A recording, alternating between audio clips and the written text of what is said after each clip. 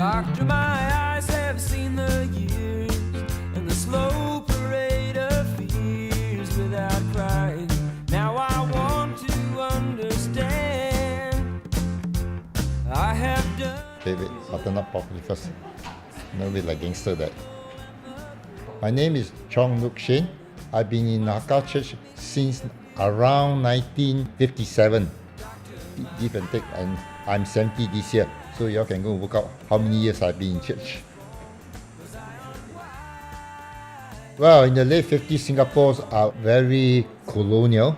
The roads are not as crowded as currently, and people are much more simpler, and people has time, not like now people don't have time. So life was at a very good pace. So, and of course, being in primary school in those days was more play than study. People go just where they will. I never noticed them until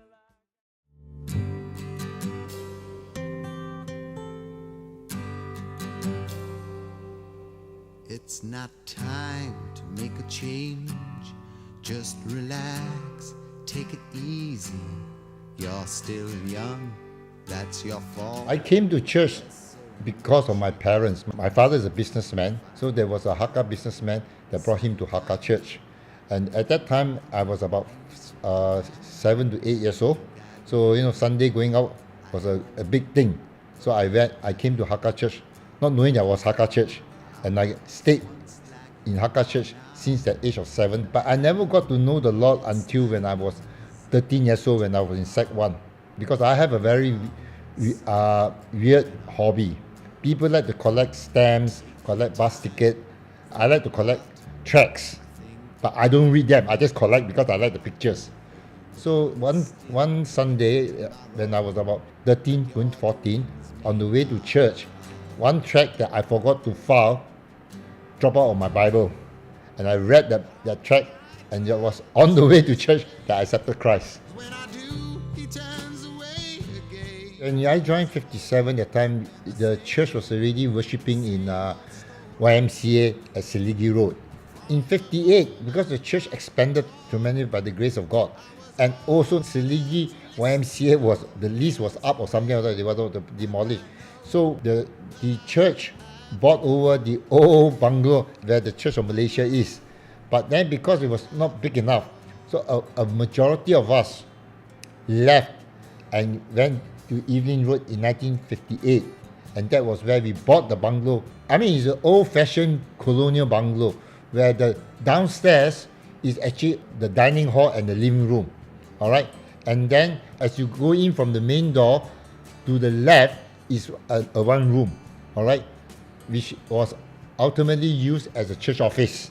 And then upstairs consists of 2 rooms and a kitchen. Of course, that is where the parsonage lived.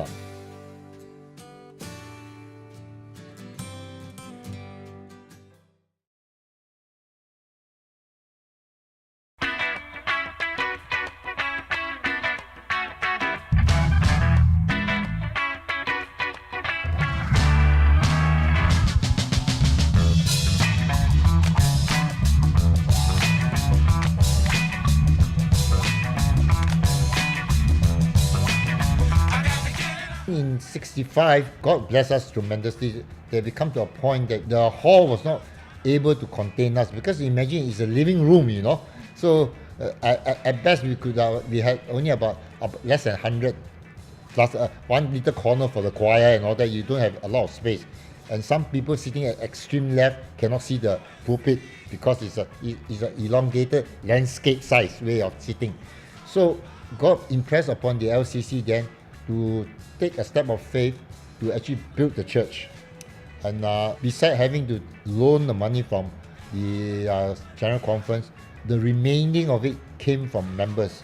And I think the LCC in those times was very unique in the sense that they raised funds by asking members to buy bricks. All right, so one brick, $10. All right, so you just buy how many bricks you want, and that brick represented the bricks for the church. So that's how we raised the money. And so the architecture was actually designed by a mechanical engineer.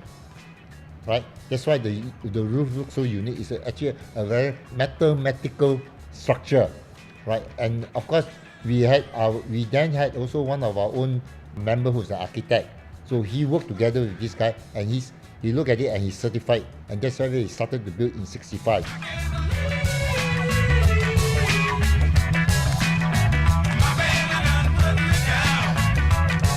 The groundbreaking was actually done so that we can, as it were, is the marking of the start of the project to break the grounds. That was more I think it was a thing of those days, the groundbreaking resemble the starting of a dedication of the work, and also the starting a point that we break the ground, we start the work. The plug was supposed to be the cornerstone, according to the Bible. So we had the plug put up. When the building was already almost up, we had the then Bishop Lundy to came and lay the foundation stone. So we laid that as a dedication that Jesus Christ is the foundation of this church. At that point in time, my late father was the chairman of the LCC, so he's there to help the thing. And then the skinny looking little pastor, that is Reverend David Wong, the late Reverend David Wong, who was then the PIC. For me, most of us who turned up to see the cross, we were more spectators than anything else.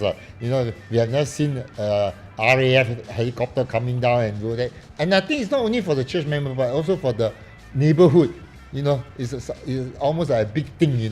Like that. They have all these things going on. Majority of us was standing opposite where all the condos are now. Opposite the road, that side, far away for safety's sake. And the cross was first set up with the frame standing vertically on the ground. Alright, then the engineers came and then they hook up all those big cables and everything, and then the helicopter came down. They were using walkie-talkie and all that, trying to move right, move left, don't whack the tower and all that. It took quite a while, because going up is one easy, it's just straight up. But coming down to bring the thing to sink into the tower was a challenging job, because a lot of work had to be done, and also a lot of manual adjustment from the ground to move the cross a bit here and there, and the helicopter could tour and tour and tour. And then finally, one is already in position, then the cross sink in. I mean, like any other thing, we all start clapping. That's about it. It's done, we clap, and then just the end, and the helicopter took off everything, and they left, like, job done, finish.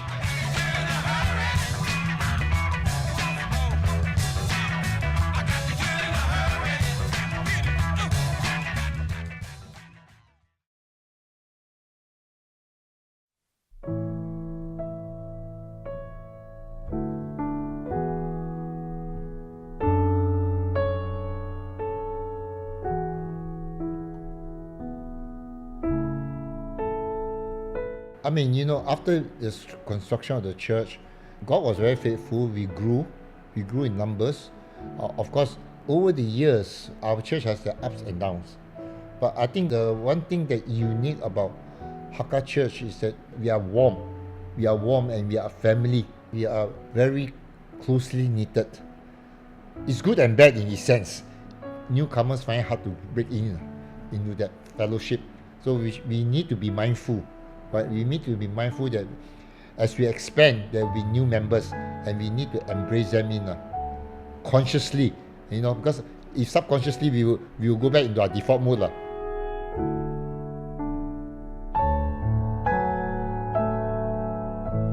My only prayer and wish for Hakka Church as we celebrate our 70th birthday is that if we continue to walk faithful to Him and humble ourselves before Him, I think Hakka Church has a place in God's heart, especially in Newton area. The church should continue to strive to look after our own people, and also to consider the pre-believers. And I pray and hope that in the next 70 years, Hakka Church can flourish and grow to a capacity that maybe we may have to build another new church. I don't know, but whatever it is, God knows the plan. We just walk step by step. I think this is just the beginning. This is only the first chapter of Hakka Church, because I believe the next 70 years is going to be an exciting 70 years. I only wish I can see half of it, which means I'll be 100 years old by then.